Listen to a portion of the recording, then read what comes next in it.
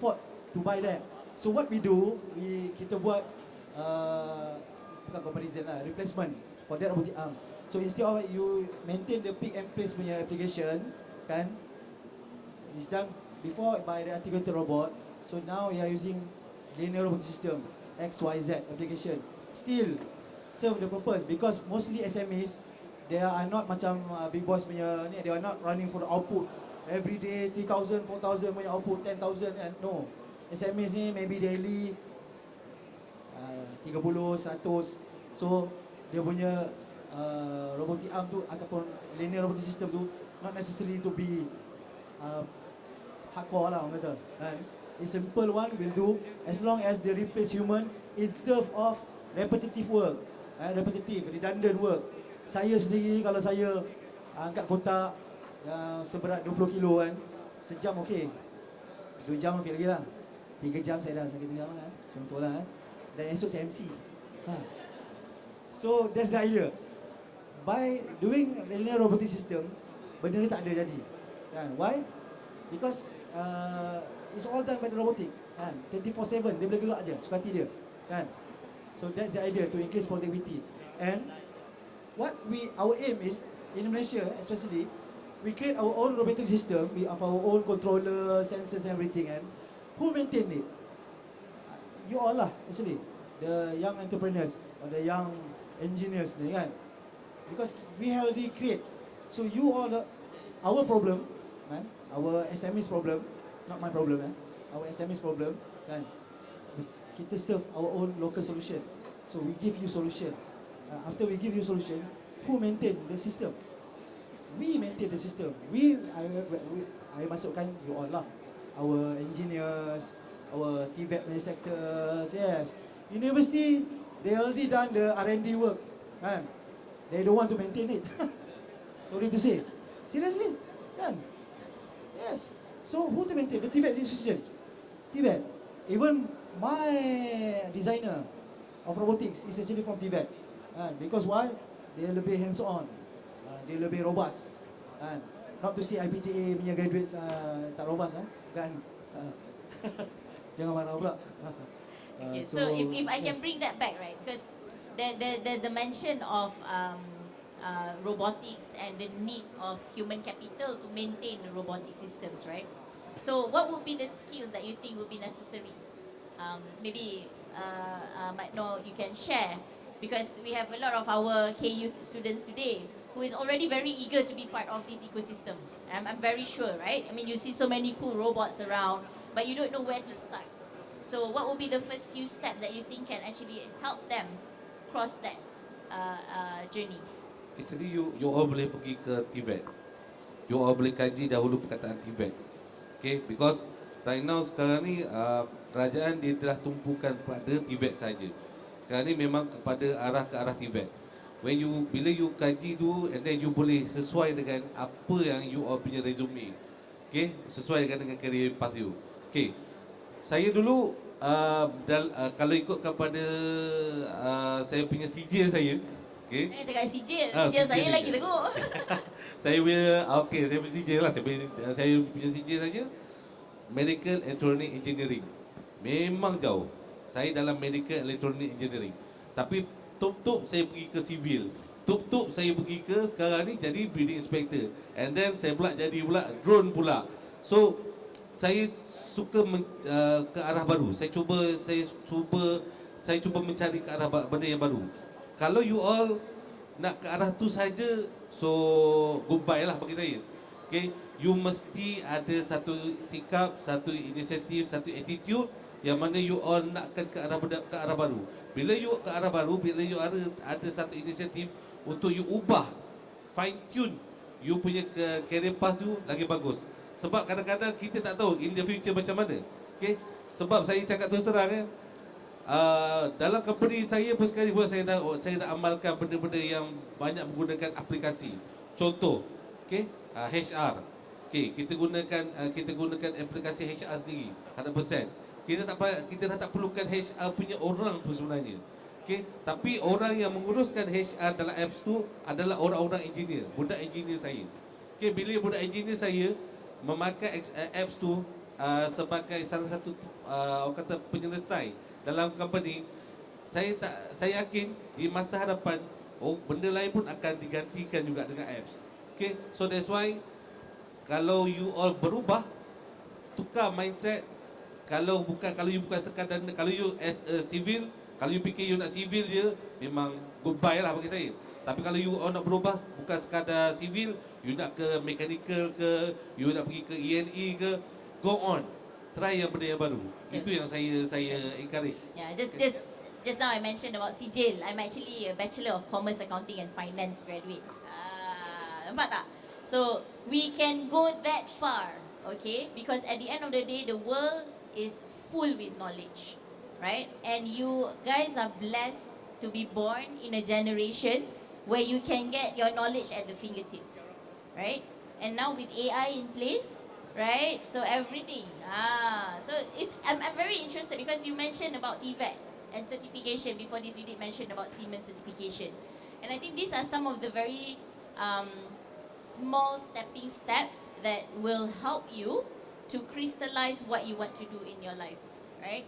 Because at the end of the day, kita semua nak productive. We all want to be productive, right? We want to contribute to something, right?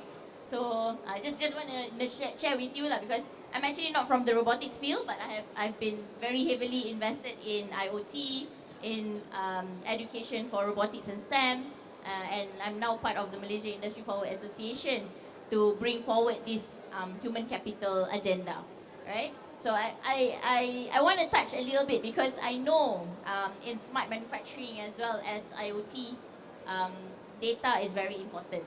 And a lot of the times people misunderstood that data is just data, rubbish in, rubbish out, right? So what can we say to our dear students here in terms of what skill sets would IoT, data analytics, and also AI or automation will need, specializing on that field? Thank you. Basically, your human cannot be replaced. Human is a human and robot is a robot. So please keep in mind, human will never be replaced. The nature of job is different, can be changed, but human is always human. For example, right now we are in the robotics world with the fifth generation, but still in the whole world the AI person is missing. The person data analyst is missing. The smart cities expert is missing. So world is looking for the persons who can make their cities smart. Work is looking for the persons who can make the data useful. So it's just a myth that robots can take care. But the main question is that is arising here, what skill set you need to be done. So right now you need to check where world is going on.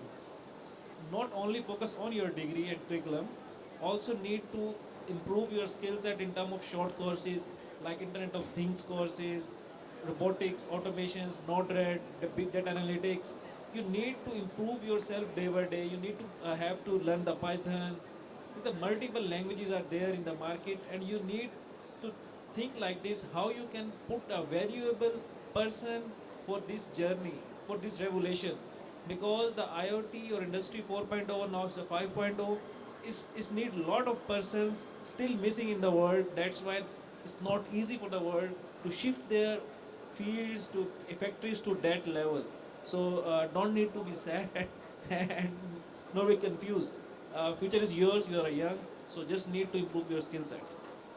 Right, thank you so much. So I think we've already touched quite a number of things in terms of your experience, the human capital.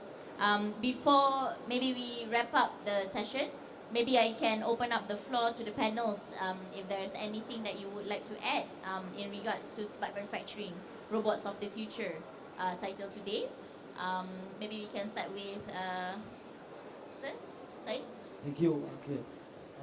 What I can say, because you are from Khazanah punya program kan, just equip yourself with the I4.0 elements lah. Pick one of the pillars and make it your core.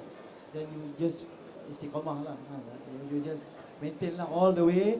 Equip yourself with knowledge, everything. Because at the end, the world are going towards data-driven punya era. So it's all about data. You can say data scientist ke, data analytics ke, it's all about data. And if you ask me what to learn programming ke apa, if you ask me seriously, I will ask you to learn about Python lah. Because with Python, you learn how to program a robot. With Python, you learn how to do data analytics. With Python, you learn how to do simulation. So to play safe, Python lah. And I'm not promoting Python, but Python is the all the way lah. Some of them popular. That's all I the way. want to touch that because actually I want to have like perhaps you can share 3 skill sets that our candidates can equip themselves with, specializing on robotics and smart manufacturing. Okay, I think the skill sets you need to know is one, you have, if you're talking about robotics lah kan, should be a programming lah, programming, then control, then the mechanical part lah. So if you have, because all our engineers into robot, for example, there's no such thing you course semua ni, tak ada. You are mechanical, you mechanical lah, and you are programmer, programmer lah. You go to system, you go to system lah. But if you have these 3 skill set all together, you taiko lah dia mana. Kan? Itu je. Taiko lah. Macam you lah. Taiko I ni. Okay, so maybe Sir Makno, in terms of your last skill set on this topic. Saya cuma nak menyentuh bahagian kalau bab skill. Okay, saya menyarankan supaya korang yang mana daripada khazanah ni try tengok skill-skill yang awak kata kurang orang ambil. Okay, saya ambil contoh drone. For your info, kita dalam drone kita hanya ada 2 saja sijil yang dikeluar yang memang approve dalam government lah. Satu SKM, satu lagi RCO, which means ada RCOCB, ada RCOCA. Okay, 2 ni hanya dikeluarkan oleh government yang mana dia boleh you all boleh upgradekan you punya skill sebenarnya. Once you got dapat dia punya skill dalam 2 ni, 2 sijil ni, you boleh pergi ke mana saja. Salah satu yang you boleh pergi adalah you boleh pergi kalau you all ambil dalam agriculture. You ada drone, you boleh boleh bagi tahu dekat ladar ke ataupun kadar ke ataupun mana-mana tempat yang memang menggunakan drone sprayer, drone agriculture untuk memang dia orang cari pilot. Most of them memang cari pilot. So you boleh buat secara freelance. Okay, bayaran tu memang akan tinggi sebenarnya. So bila you dah dapat skill-skill macam ni, kan, you all akan dapat demand. You all sendiri akan dapat demand for yourself lah.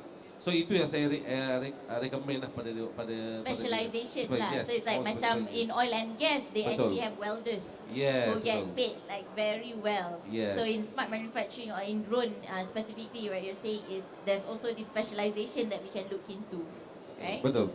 Okay, so maybe Sir Uzair, you have something to add in terms of IoT and data analytics. What would be the 3 skill sets that you think that they will require? For the IoT and data analytics, I suggest you must go toward the Node-RED. You people learn how Node-REDs work. It's a platform used for the integration for the hardware and the software. And secondly, you have to go for the big data analytics. The multiple platforms are there who can you can make this data useful. And tell the same one as a Python. You can play with the data with the Python. Python is an easy to use and very acceptable language in the world right now. So I think this is at least you have to do these things. And also if you do some course on the AWS or anyone, maybe the Google Azure, it will be a best fit for you. Network and also data structure. Yeah, definitely. Yeah. Okay. So I'm going to open up the floor since we have our panelists here. So kalau ada question daripada audience, if you have any questions, maybe this will be the right time for you to share and ask. Anyone?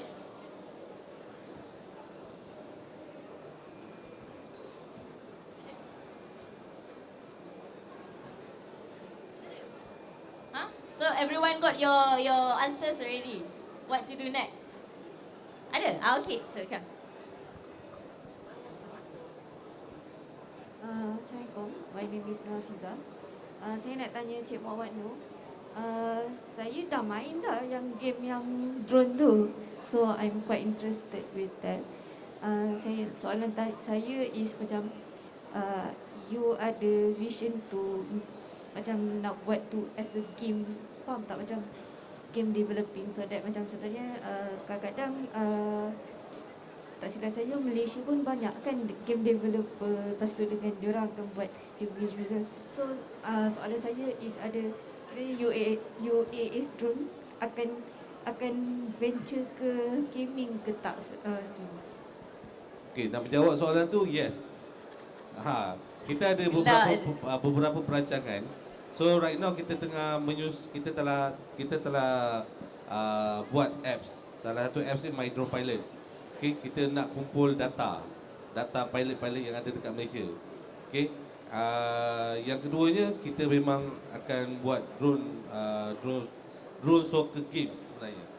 Drone soccer games ni sebenarnya kita nak ubah suai, nak cubakan, sebab sekarang ni pada yang you ada sekarang ni, kalau you main sekarang ni hanya untuk drone racing. Okey, untuk drone racing. So sekarang ni itu adalah permainan yang kita dah, kalau ikutkan 2-3 tahun dah lama dah sebenarnya. Jadi kita tengah nak upgrade kepada drone soccer pula. So bila you dah ada, bila kami dah settle benda tu, barulah kita akan umumkanlah pada semua yang game tu dah ada. Okey? Sebab saya tanya sebab dulu saya interested dengan kapal terbang. Lepas tu saya selalu main yang game yang macam aviation kapal terbang, game lah. aviation aviation game. game, Lepas yes. tu kita akan control benda semua tu kan. Yes. So itulah saya nak tanya macam adakah kira drone tu pun akan jadi macam dia punya situ, kira macam like the simulation, faham tak? Sebab saya selalu dah terbiasa dengan kapal terbang punya simulation. So Untuk kami pula, kami memang ada latihan. Kita akan buat kita ada basic drone. Okay, kita ada buat satu latihan training how to build your own drone. Okay, kita akan bagi you satu set drone yang masih lagi raw untuk you all bina. Kita akan ajar you bina daripada scratch sampailah you boleh flykan your own drone. Itu yang kita dalam latihan kami. So, kalau you interest dalam bab aviation apa semua tu, kami memang encourage lah. You boleh datang balik ke tempat kami, kita akan terangkan macam mana you all nak flykan drone, macam mana you all nak. Sebab yang ada dekat sini adalah manually. Okay, kita buat sekarang ni manually. Kalau DJI, kita ambil produk DJI itu adalah automatic. Sekarang ni yang ada dekat booth ni adalah manual. Which mean maknanya kita akan ajar you daripada scratch until you dah mahir dalam manual, sampailah you boleh kendalikan drone macam biasalah. That's why benda-benda macam ni lah yang kita nak encourage student supaya lebih, orang kata, banyakkan kepada skill set yang banyak, yang dari segi macam manufacturing apa semua tu. Okay? Itu saja. So drone is like the robots for the open world. So dia bukannya confined in a manufacturing punya plan or design. But when we talk about drone, we're talking about basically serving the plantations, for example, property developers, for example, right? Okay, any other questions? Perhaps from the audience before we wrap up for today? Nampak macam ada tadi? Itu dia.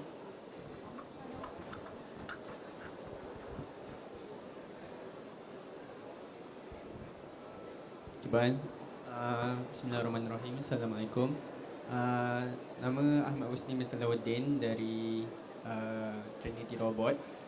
And my question is, I'm just wondering that if someone who does not have any knowledge or education background in robotics or engineering and who is trying to enter the robotics punya industry kan, like what's the roadmap? Like macam saya ada dengar ada tuan kata tadi kan, dia tuan daripada civil ke building ke civil and then ke drone. Saya daripada medical electronic engineering to civil to building inspection. Itulah dia ni. Sebabnya saya tanya macam sekarang ni kan ada orang kan mungkin dia punya background dia, degree dia salah pilih kan. Macam so dia nak pergi kepada market value sekarang. Jadi macam umur pun makin tua. So yelah, apa sebenarnya ada kita nak break the industry. Okay, thank you. Soalan kepada?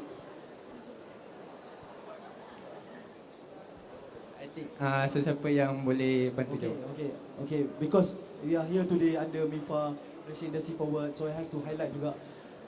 You are going towards macam robotics lah, but you are not background in robotics, betul tak? So that's why I kata under Industry 4.0 there's a pillar kan. So you can pick one of the pillar, jadikan your core. But what can I say? Maybe you go towards macam digital, you learn about digitalization. By these two things and conversion of manual, conventional data, everything, you boleh solvekan many problems on robotics. Even when I'm talking about robotics, I'm not just talking about macam robotics as a hardware, robotic arm ke, linear robot ke, sorting robot ke, conveyor system, no. Dalam software pun dia ada robotics system. So that's why saya kata tadi Python. You are from nobody kan. We have trained a lot of people from all various of background, that's which is not engineering punya apa background lah, on Python. For the sake of they know how to manipulate data, analyze data, and bila dah ada data tu, you boleh go for predictive analysis, predictive maintenance. So if you ask me, what's the roadmap? You go digitalization, then automation, then all the way lah, IoT, AI, everything. So you start somewhere from digitalization. You jadikan your core, then dunia insyaAllah selamat lah. Akhirat saya tak tahu. Betul. I think that's all for me. Maybe I will add on. I was from Bachelor of Commerce, so if you want to cross, okay, one thing that I want to note, tua tu berapa umurnya? That is one thing that we have to always realize, that we can still learn even when we are already aged, even when we're at 50, even when we're at 55, right? I'm not sure, I don't think you are that old, right? Yeah. So that's number one. Number two is I think certification and micro credentials really help, right? So let's say for example you have already identified macam apa yang Tuan Syed mentioned just now, within that pillars yang ada, macam whether be it data, IoT, automation or AI, or robotics as in the hardware ataupun you nak the software element. Bila you dah identify yang you interest, you can actually search for micro credentials. Okay, so number one is you have to visualize whether you want to be next to a robot, for example. Are you going to man the robot, right? Then you can actually get micro credentials certified for that specific robots, right? That will be the easiest that you can see, because typically dia tak ada any prerequisites, right? Then the next steps baru you tengok, because from there you will see who will be involved, what are the stakeholders that's involved, right? Because sometimes kita rasa engineer ni problem solve je, research je, but actually bila you turun, aku ke yang kena screw, kan kalau rosak macam mana, right? You have that question, right? So that's the part where you need to be in the job to experience, and then you will see who are your stakeholders. Sometimes if you see like Tuan Syed for example, right? He's actually a government liaison, right? He liaise to basically give awareness about how the platform is right now, how far we are from the global market, right? So then dia dengan knowledge yang dia ada tu, dia bridge untuk basically buat that wawa, right? And then people know that he knows his stuff because he have already been on the ground. Nampak tak? Right? So that's where you are, because sometimes bila you dah masuk, you realize, aku boleh buat code PLC. I can actually do the coding for PLC. You don't know, right? So then from there you upskill yourself. I want to be certified to be the PLC coder, for example. That one C++, right? Yeah. Python pun ada sekarang banyak kan. C++ PLC zaman bila tu? Zaman aku. Okay, so that's my journey. So basically what I do is I go for this certification, like AI network, like what engineer Uzai mentioned. AWS is there's actually an architecture engineer, so you can actually take certification with AWS to basically be the engineer that manage the network that speaks between robots to robots, be it local network or actually cloud network, right? So these are some of the things that you have to explore, but you will not know sampai you dah masuk in the field. So that's why it's very important for you to be in the field, in the manufacturing plant, next to a robot, holding the robot, screwing down the screws, then only you know berapa tinggi langit. Betul tak? Berapa tinggi rendahnya langit tu. But that will be your first step. I would say have a look at all the micro credentials. Invest a little bit on your education. I know you've invested, kalau you've already gone through degree, you've invested maybe 20,000, 40,000, right? But micro credentials normally around, if I'm not mistaken, ada sekurang-kurangnya sekarang ni banyak government support. You can actually get as low as 300. You can easily get a free certification just to that first step for you to explore. Okay? So don't ever think that you're too old to cross. Even now, if let's say for example you're interested in doing business, you can cross and be a technopreneur, for example. So it is possible. It's just that you just need to know what interests you, what do you want to do, because it all starts from within. Alright? So kalau you sendiri tak nak buat, you nak goyang kaki dia, memang tak ada siapa yang boleh bantulah. Robot mana yang secanggih-canggih mana robot pun, robot tu tak boleh nak bantu you. Right? Okay, so I pula banyak cakap. Dah, macam ni dah dia orang. Okay, so I think thank you so much for the panelists. I mean, we've got a very, very interesting conversation today. I just want to do another check. Do you have any more questions that you want to relay before our panelists goes back to their booth? Tak ada? Alright, so thank you so much. If it's possible at all, kita ambil satu gambar.